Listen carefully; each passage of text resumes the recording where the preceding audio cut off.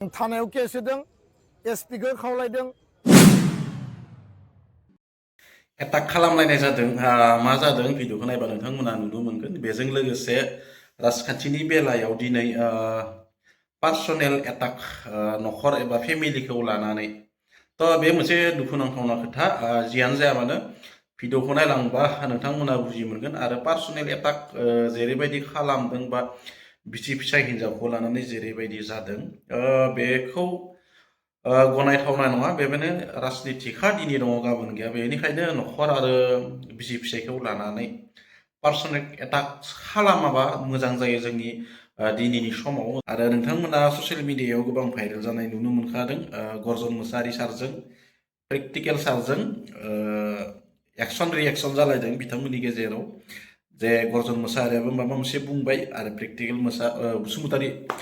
बिथाङाबो गोबां खोथा बुंनायखौ नुनो मोनदों ससियेल मिडियायाव बेजों लोगोसे पार्टिजों पार्टि एटाक जानायखौ नुनो मोनदों भिडिअखौ नायलांबा नोंथांमोना मिथिगोन सोरनि गेजेराव माबायदि जादों जियानो जाया मानो नोंथांमोना भिडिअखौ नायलां अब्लानो बुजि मोनगोन। सानसे सिगां भैरबकुंड आउटपोस्टनि मोखाङाव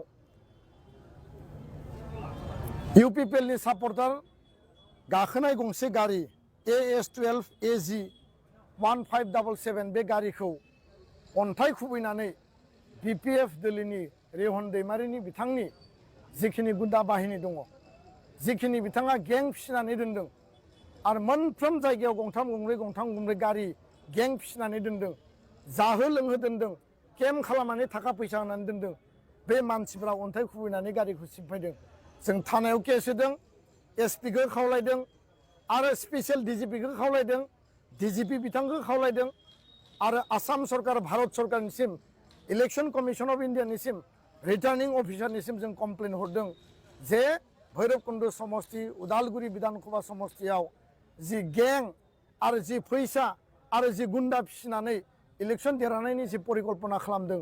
बे मुथे जोंनि ओनसोलनि थाखाय बे सान्थि गायसननाय ओनसोलनि थाखाय बे मालाबा मोजां खामानि नङा 15टा बिटिसिनि विधानसभा समष्टियाव जेबो दावराव दावसि गैया बयबो गावबागाव प्रसार खालामदों 126टा आसामनि विधानसभा समष्टियाव जेबो दावराव दावसि गैया किन्तु एकमात्र उदालगुरि विधानसभा समष्टियाव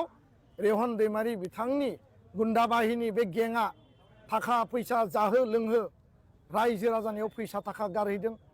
रायजो राजानि अरुनदयखौ दानना होदों दा बुंहैदों आरो अरुनदय होगोन 2 लाख थाखाखौ बिथांमोना रावनोबो होआबासिनो गावसोर लाबाय 25,000 प्रमोद बर'आ जि सेल्फ हेल्प ग्रुपनो फैसा होदोंमोन 10,000 दाननानै 15,000ल' थाखा होबाय आरो दिनै बिथाङा MLA दारायनानै देरहानायनि सिमां नुदों गासिबो क्षमताया दिनै रेहन दैमारी बिथांनि आखायावनो 20 बोसोर MLA 10 बोसोर मन्त्रि MCLA देरहाबाय डेपुटि चिफ जाबाय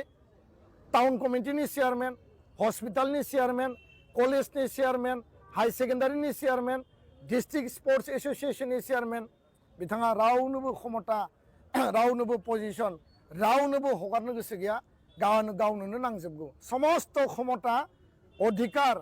बे गावनि आखाइ कब्जायाव आरो रायजो राजाया बिबेचना खालायगोन सासे मानसिनो बेसेबां बारे बारे अधिकार होगोन बेसेबां बारे बारे क्षमता होगोन सासे मानसिनो बेसेबां पावार होगोन आरो बेखायनो रायजो राजाया बुंदों एबाराव जोङो दला जि जाया मानो केन्डिडेटखौ नायनानै भट होगोन आरो केन्डिडेटनि सार्थआव भट होगोन बे खोथाखौ बयबो बुंदों आं बेखायनो रायजो राजाखौ बुंदों गिनायनि दरखार गैया नार्भास जानायनि दरखार गैया जोङो साहसनि गेजेरजों उदालगुरि विधानसभा समष्टिखौ देरहागोन 100% देरहागोन आरो बिथांनि गुन्दा बाहिनी गें जायफोर फिसिनानै दङ पुलिसा जुदि उइदिन 24 आवार्सनि गेजेराव बिथांमोनखौ जुदि हमा जिहेतु जों केस होबाय FIR होबाय जुदि एरेस्ट खालाया जोङो भारत सरकारनिसिम जोङो मेम'रेन्डाम हरगोन राष्ट्रपति प्रधानमन्त्री गृह मन्त्रिनिसिम जोङो लेटार हरगोन इउपिपिएल दोलोनि जानानै जाहाथे बेयाव गें आरो गुन्दागिरिनि पलिटिक्स सोलिया